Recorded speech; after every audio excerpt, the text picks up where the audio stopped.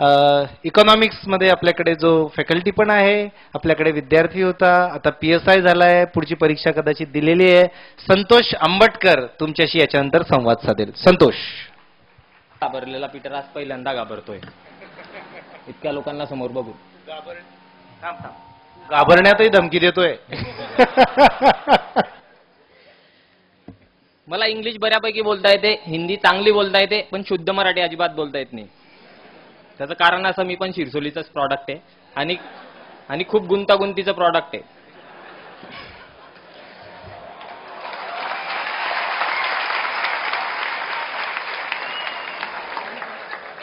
तुम्हाला आजपर्यंत बऱ्याच लोकांनी सांगितलं असेल 48% मी IAS झालो, IPS झालो, 50% झालो, काहीतरी अधिकारी बनलो. कॉफ्या करून पास होणारा मुलगा कधी अधिकारी बनतो तुम्हाला माहिती आहे का? बघितला नसेल तर बघून घ्या, तुमच्या समोर भाषण देतोय.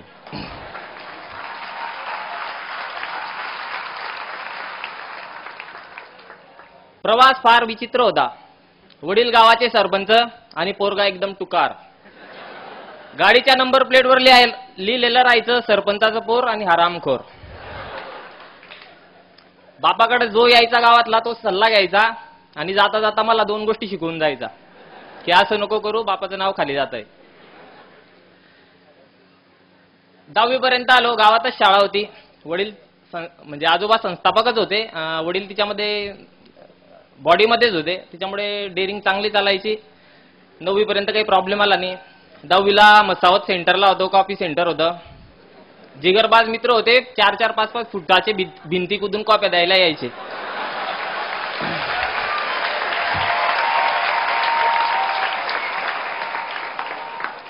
झालो 10वी जेमतेम पास झालो. 11वीला ऍडमिशन घ्यायचं. काय करायचं बऱ्यापैकी टक्के पडलेले होते. घरचे मला सायन्स घे. मला माहिती होतं सायन्स माझ्याकडनं होणार नाही.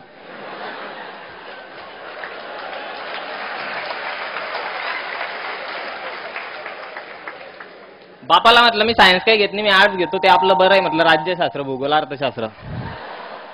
म्हणे नको सायन्सच घे, लोक काय म्हणतील की सरपंचाचा पोरगा सुद्धा सायन्सला गेला आणि मग गावात नको जाईल म्हणे. म्हटलं ठीक आहे, बडीचा बकरा मलाच बनवायचा आहे तर बनेल. मग मी घेतलं 11वी सायन्सला ऍडमिशन घेतलं. सर इंग्लिशमध्ये बोलायचा, सगळं डोक्याच्या वरनं जायचं. कारण आज 10वी पर्यंत मराठी मीडियम, इंग्लिशशी काही संबंध नाही. 36चा आकडा, 36 मार्क पाडूनच पास व्हायचो आपण. मग 11वी झाली कशी तरी, जेमतेम तिच्यात पण नूतन मराठा कॉलेज होतं, मायबाप कॉलेज, होऊन गेलो पास. 12वी सायन्सला ऍडमिशन घेताना फार टेन्शन आलं की सायन्स करायचं की नाही करायचं. बाप म्हणे आता जर तू ऍडमिशन मागे घेतलं तर लोक काय म्हणतील, 11वी सायन्स केलं, 12वी सायन्स करायची गमेंट नव्हती तर 12वी सायन्स मधून ऍडमिशन काढून घेतलं. आता काही पण कर, फेल झाला तरी चालेल, 12वी सायन्सला ऍडमिशन घे. घेतलं 12वी सायन्सला ऍडमिशन. तो मास्तर फाळ इंग्लिशमध्ये जोर जोरात व्याख्यान द्यायचा, मी ऐकायचो, अर्ध डोक्याच्यावर जायचं. थोडंफार जे शब्द आधी माहित होते त्याच्यावरनं थोडंफार समजायचं. 12वी सायन्स पास झालो.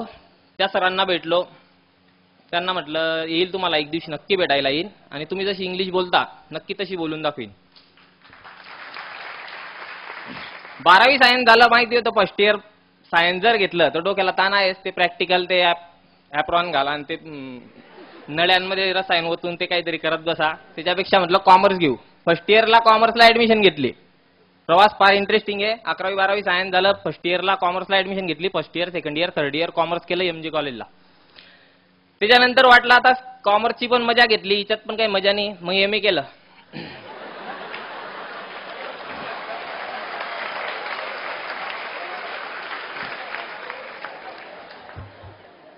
MA करता करता इकॉनॉमिक्सची गोडी होती. First year, second year, third इयरला इकॉनॉमिक्स बऱ्यापैकी झालेलं होतं. MA मध्ये पण इकॉनॉमिक्सवर बराच हात बसलेला होता. त्यानंतर प्रश्न पडला, आता MA पर्यंत येऊन गेलो, 23-24 वर्षाचे होऊन गेलो, आता करायचं काय? मी त्याच्यासोबत MBA पण करत होतो. ऑस्ट्रिया युनिव्हर्सिटी, रायसोनी कॉलेजला ऑस्ट्रिया युनिव्हर्सिटी, मी तिथनं MBA करत होतो. MBA झालं. कसं झालं ते फक्त मला माहिती. तुम्ही त्याचं टेन्शन नका घेऊ. मग एक समुद्र होता. समुद्रात फक्त माझी ओढी ती, चारी बाजूला समुद्र होता, दिशा दिसत नव्हती. हे जे 3 वाक्य ते लिहिलेले याच्यापैकी एक पण आयुष्यात नव्हतं. दृढता तर माहितीच नव्हती, प्रकाशमय आयुष्यात नव्हता आणि दिशा कुठे जायचंय ते माहित नव्हतं.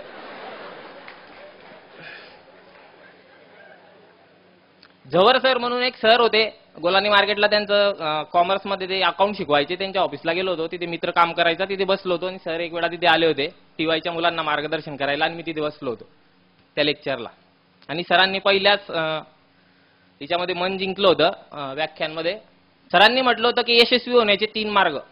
एक कठीण मेहनत, दुसरा कठीण मेहनत आणि तिसरा कठीण मेहनत. तेव्हा समजलं की मेहनतीला पर्याय नाही, आपण जे करतोय ते चांगलं नाही.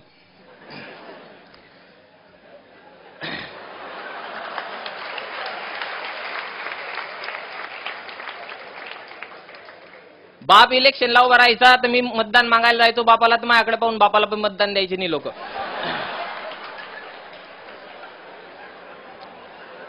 2007 मध्ये एक मॅटर झालं. मित्रांनी काहीतरी भांडण केली. रात्री 1:30 वाजता पोलिसांची गाडी आली, कंप्लेंट झालेली होती. मला 1:30 वाजता उचललं, बळगाव पोलीस स्टेशनला घेऊन गेले.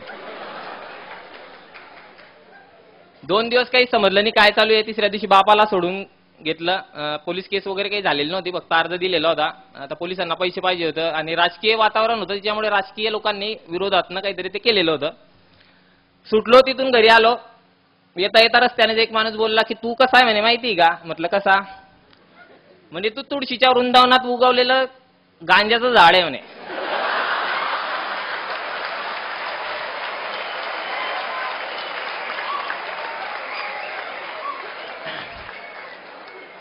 दिमाग फिरला, घरी आला.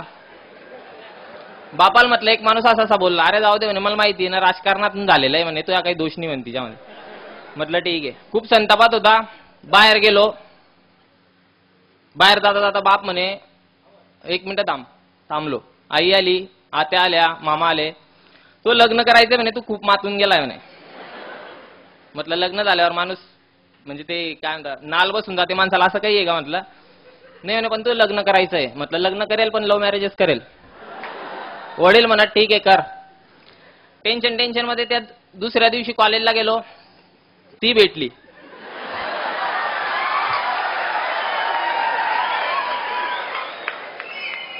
तिला म्हटलं माझ्या घरी काही प्रॉब्लेम नाही, लव्ह मॅरेज करायचंय, करेल तुझ्या सोबतच करेल आणि घरच्यांशी बोललो पण आहे. म्हटलं तुला माझ्याशी लग्न करायचंय की नाही? म्हणे एवढे मोठे मोठे मॅटर करतो तू, आयुष्यात काहीच करू शकत नाही, मी तुला सोडून जाते, माझं लग्न ठरतंय म्हणे. म्हटलं सोडून जाऊ नको. नाही म्हणे मला जायचंय. म्हटलं जाऊ नको. नाही म्हणे मला जायचंय. म्हटलं जाऊ नको. नाही म्हणे मला जायचंय. म्हटलं जा.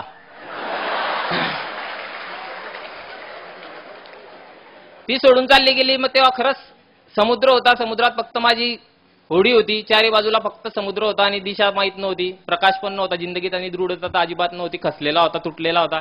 काय करावं समजत नव्हतं. कवितांवर कविता लिहत होता आणि अजून बरंच काही करत होता. घरात कमी आणि पानटपरीवर जास्त बसायचा.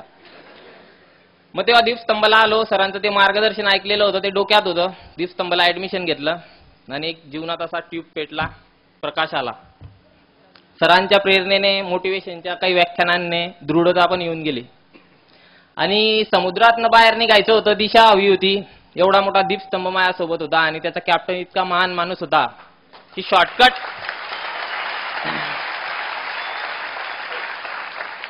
किनाऱ्यापर्यंत जाणारा शॉर्टकट कुठला तो त्यांना चांगल्या पद्धतीने माहित होता. 2 वर्ष मेहनत केली. आज मी PSI बनलो. 4 वेळा माझा बाप आज बी माझ्या मित्रांना विचारतो की हा खरंच PSI बनला का?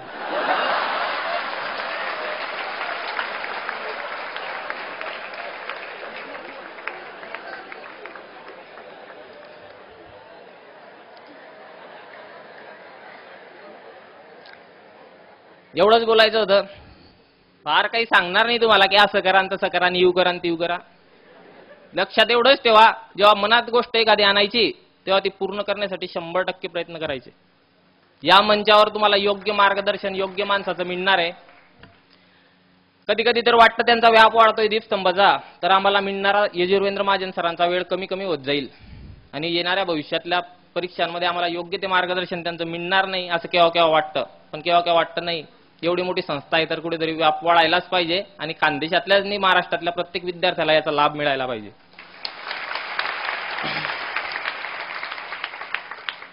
परिस्थिती फार वाईट आलेली होती. लोक काय काय बोलायचे, मायाविषयी तर जास्तच बोलायचे.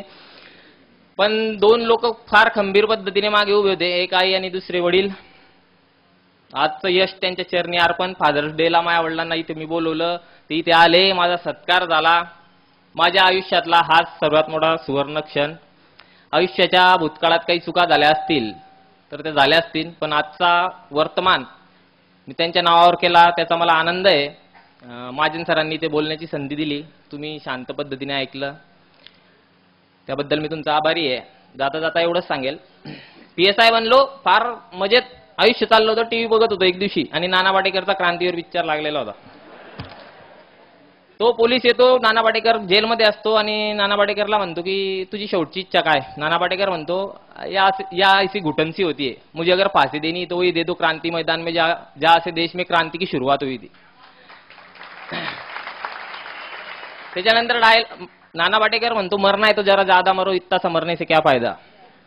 तेव्हा समजलं की आता ही फक्त सुरुवात आहे. PSI मला बनायचं नाही आहे. येत्या 3 वर्षात DYSP ACP बनून याच स्टेजवर परत सत्कार स्वीकारेल एवढी ग्वाही देतो.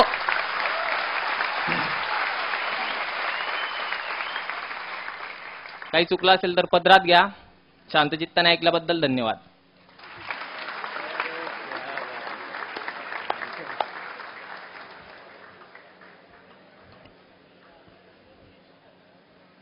तो जसा आयुष्यात पहिल्यांदा घाबरला होता आज बोलताना, तसा मी आयुष्यात पहिल्यांदा मला शब्द सापडत नाहीये काय बोलावे.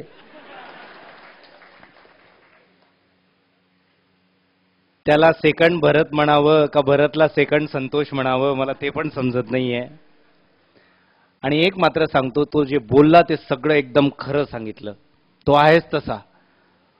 आणि त्याला जेवढी अशी सगळे विद्यार्थी आहेत ना, हे सगळे तुमच्या अनेकांसाठी आदर्श आहे. अभिजित सारखे विद्यार्थी जे आहेत ना, म्हणजे अभ्यासच आधीपासून हुशार व्यवस्थित, बरोबर, ते असतात 10-15%, बरोबर.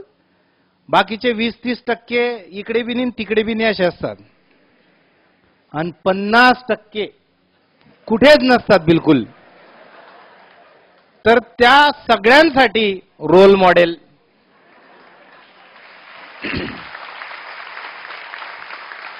अत्यंत मेरिटला असणारे मुलं 5-5 अटेम्प्ट मध्ये पास न होणारे मी पाहिलेत. आणि असेच टपऱ्यांवर कधीतरी उभं राहणारे किंवा कधीतरी थोडीशी लाईन चुकून गेलेले, कधीच अभ्यास न केलेले काही मुलं असे पुढे जातात. याचा अर्थ असा नाही की टपरीवर उभं राहायला पाहिजे. मी मुद्दाम जरा विस्कळीत करून सांगतोय तुम्हाला. पण थोडक्यात आत्ता जर काही चुकीचं घडत असेल, आत्ता जर काही तुमचं तंत्र लागत नसेल, काही तंत्र बसत नसेल, निराश होऊ नका.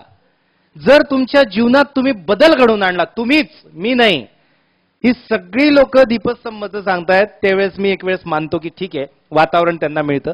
माझं नाव ते खूप रिस्पेक्टफुली घेत आहेत, तो त्यांच्या मनाचा मोठेपणा आहे. मला असं वाटतं माणसाला बदलायचं असेल तर अगोदर आत ठिणगी पडावी लागते. आणि माझ्यासारख्याने जरी ती ठिणगी टाकली तर त्या ठिणगींचं रूपांतर ज्वालेत व्हायचं असेल तर जिथे ती पडली आहे ते ग्राउंड किंवा ती जागा तशी असावी लागते, ज्वालाग्रही. ती जर ज्वालाग्रही नसली आणि ती जर थंड अशी जागा असली तर अशा कितीही ठिणग्या पडून गेल्या तर उपयोग होत नाही. मी त्या दिवशी कदाचित जवर सरांकडे 50-70 मुलांसमोर बोललो असेल, मला आठवत पण नाही की तो होता नाही होता.